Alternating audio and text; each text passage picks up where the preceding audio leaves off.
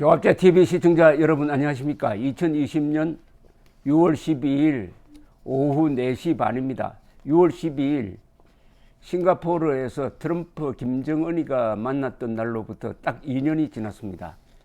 그 2년 동안 북한은 핵미사일 능력을 더 강화했고 대한민국은 문재인 대통령이 김정은 앞에서 무릎을 꿇고 굴종하는 바람에 안보는 거의 무너져 가고 있고 내부의 이념적 갈등은 더 심화되고 있으며 한미일 동맹은 약화되고 그리고 시진핑과 김정은에 대한 사대주의 또는 굴종 정책은 한미일 동맹의 약화와 반비례해서 더욱 심화되고 있습니다. 그 결과로서 한국인의 안전이 위기에 빠졌습니다. 이게 지난 2년 동안의 결산입니다. 결국 트럼프 김정은 회담, 그 앞서 있었던 4월 27일, 2년 전 4월 27일 김정은 문재인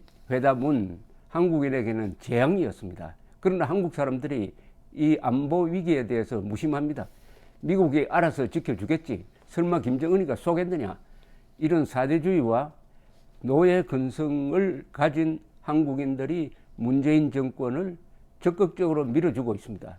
즉 안보적 국가적 자살로 끌고 가는 지도자를 더욱더욱 그 방향으로 가라고 밀어주고 있는 이 어리석은 국민들이 자신들의 운명을 바로 김정은 쪽으로 결박하고 있는 것이 아니냐 하는 생각이 듭니다. 최근에 있었던 대북 전단 금지 조치는 문재인 정권뿐만 아니라 문재인 대통령의 인간적 그리고 정치인으로서의 평가에 이 마침표를 찍었습니다. 이제 문재인 대통령은 이 대통령이란 말을 계속 붙여야 되느냐 마느냐 고민스러운데 문재인 씨는 역사의 심판을 받게 될 것입니다. 문명세계의 적이 될 것입니다. 왜냐? 대한민국 국민과 김정은 정권 사이에서 김정은을 선택을 하고 말았습니다. 이것은 폭압과 자유 중에서 폭압을 선택했다는 뜻입니다. 이것은 또한 반인류 범죄자와 세계의 보편적 가치관 속에서 반인류 범죄자를 선택을 했다는 뜻입니다. 이것은 적과 동지 중에서 적을 선택을 했다는 뜻입니다. 그러니까 이제 국제사회가 들고 일어나고 있습니다. 북한 인권뿐만 아니라 이 인권운동에 그동안에 많은 노력을 해왔던 수많은 단체가 있습니다. 인권운동이라는 것은 국가 중심으로 이루어졌다기보다는 UN 또는 국제기구, 엠네스티 같은 기구, 또 휴먼 라이트 워치 같은 기구 등등 해가지고 민간 또는 국제기구가 북한 인권 문제를 더 열심히 제기를 했고 오히려 정부는 따라가는 모습이었습니다. 그동안 역량을 축적했던 국제적 북한 인권 단체가 일제히 들고 일어났습니다. 그리고 국내에서 그동안에 총선으로 좀 잠잠했던 이 애국 보수 단체도 힘을 얻어서 같이 여기에 호응하고 있습니다. 이제 명분론적으로는 문재인은 김정은과 한묶음이 돼가지고 김정은 플러스 문재인이 한묶음 돼가지고 완전히 외톨이가 되고 있는 꼴입니다. 아니 공적이 되고 있는 꼴입니다. 파브릭 에너미라고 그러죠. 파브릭 에너미. 이것은 대한민국 안에서만 공적일 뿐만 아니라 국제사회 안에서 공적이 되는 길을 선택을 했다.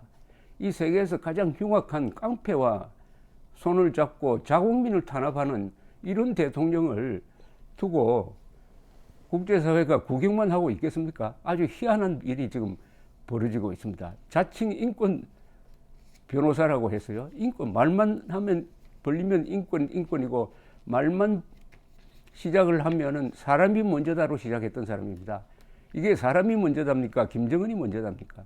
김정은이 먼저고 국민은 꼴찌다. 이것 아니겠습니까? 수미테리 CSIS 선임연구원이 수미테리 이분은 백악관 국가안전보장회의 NSC 출신입니다. 국제전략문제연구소 CSIS는 워싱턴에 있는 유명한 이 싱크탱크인데 한국 담당 선임연구원이 트위터에다가 문재인 대통령을 뭐라고 비유를 했느냐. 문재인 대통령은 이제 이걸 어떻게 번역해야 될지 모르겠는데 얼티미트 불리라고 그랬어요. 그러니까 김정은을 최고의 깡패라고 했습니다. 최고의 깡패를 비호하는 것은 불가능하다는 사실을 이제 깨달아야 한다.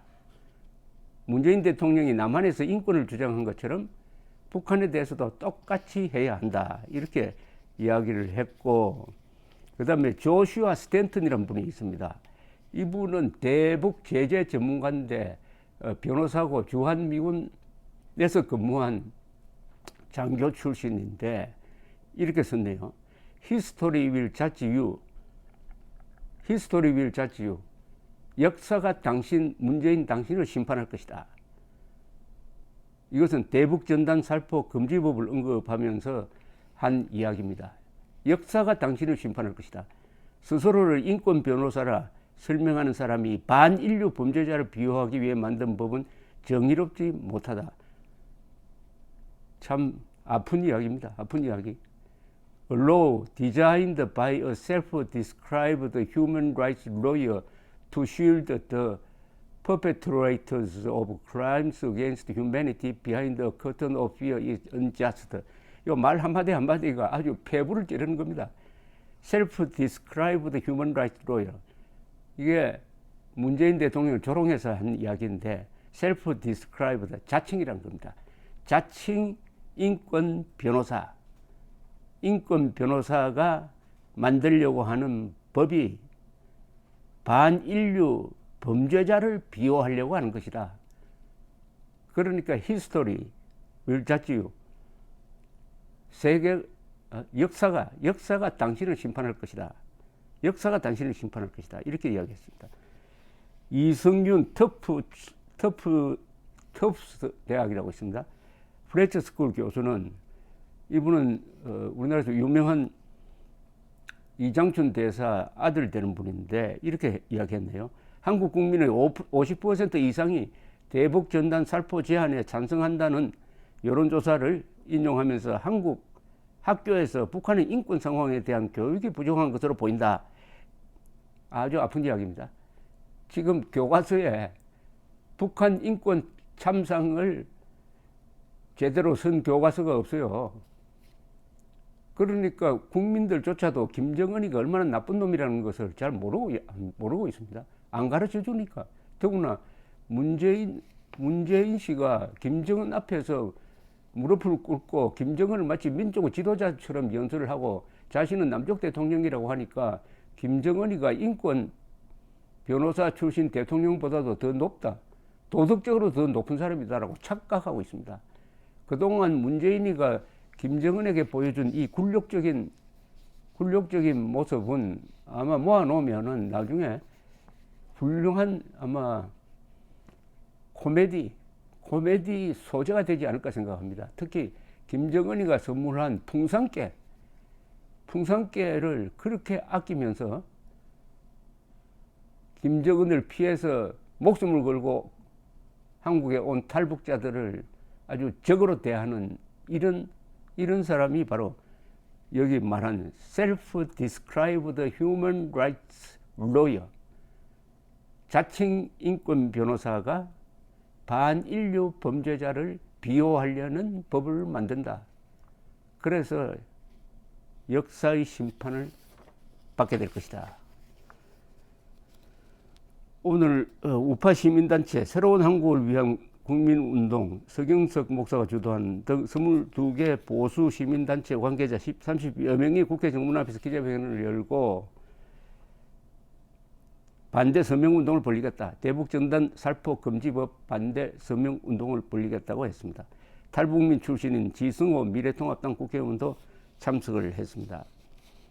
성경섭 목사는 대북전단 살포는 북한의 자유의 바람을 불어넣는 방식이다. 여당이 이를 막는 법안을 만든다는 것은 대한민국의 헌법적 가치를 정면으로 위배하겠다는 것이라고 주장을 했는데, 헌법 가치를 위반하면 탄핵이 기다리고 있습니다. 탄핵. 그리고 그것을 북한을 이롭게 하기 위해서 하는 것이라면 이것은 이적이고 반드시 국가보안법상의 수사를 받아야 합니다. 국가반역죄라는 이야기죠. 휴먼라이트워치 필 로버트슨 아시아 담당 부국장은 어제 발표한 성명에서 대북전단을 막는 것은 결사의 자유를 노골적으로 침해하는 것이다. 결사의 자유. 문재인 대통령과 행정부가 북한 주민들의 인권을 옹호할 의지가 전혀 없다는 것은 수치스러운 일이다. 이런 이야기 많이 나옵니다. 부끄럽다. 문재인 당신이 부끄러운 존재다. 문재인 인권 팔아먹다가 이제 인권으로 맞아 죽을 상황이 지금 되고 있습니다. 이 인권이라는 게 국제연대 속에서 이루어지고 있습니다. 그러니까 문재인 대통령이 하나 착각하고 있는 게 국내적 시각에서 골목대장식으로 이것은 한국 안에서만 밀어붙이면 된다. 경찰, 검찰, 군대가 다 졸졸 따라오니까 그렇게 한번 해보죠. 앞으로 어떤 결과가 일어날지. 반인류 범죄자 비호죄라는 게 하나 생기겠습니다. 반인류 범죄자. 히틀러 비호하는 거하고 마찬가지입니다. 차라리 유대인이 히틀러 비호하는 거나 문재인이 김정은 비호하는 거나 똑같습니다. 더 심하죠, 오히려. 엠네스티도 들고 일어났습니다. 영국의 본부를 둔 국제 엠네스티 아놀드 팡 동아시아 조사관은 미국의 소리에 보낸 이메일 성명에서 애초 북한의 대북전단을 살포하는 이유가 북한이 표현의 자유를 존중하고 있지 않기 때문에 하는 것이다. 한국 등 국제사회는 북한 정부가 북한 내부와 외부에 있는 사람들 간 정기적인 소통을 허용할 것을 촉구해야 한다. 문재인이 그렇게 해야 한다는 이야기죠. 이게 소통의 한 방법입니다. 대북 풍선 보내는 게 좋은 말로 하면은 문재인 세력이 항상 즐겨 쓰는 말, 이게 소통입니다. 소통하는 방법입니다. 그리고 이것을 받는 사람은 헌법상의 한국 국적자인 한국인입니다. 남한에 사는 한국인이 북한에 사는 한국인에게 다른 방법으로 통신을 할 방법이 없어요. 막고 있으니까. 그래서 풍선이라는 아주 이게 뭡니까? 19세기식 방법으로 거기에다가 편지 쓰고 거기에다가 문자 보내고 초콜릿도 보내고 $1짜리도 보내고 해가지고 남북 간에 소통하는 방법입니다. 이 소통을 못 하겠다는 겁니다. 소통 못하게 함으로써 김정은 정권도 아닙니다. 김정은, 김여정 두 사람이 발 뻗고 편한 잠 자도록 하겠다. 그걸 위해서 탈북자들을 감옥에 보내겠다. 김정은이가 단잠 자도록 만들기 위해서 탈북자를 감옥으로 보내겠다. 그런 법을 만들겠다. 은필칭 안보를 해친다.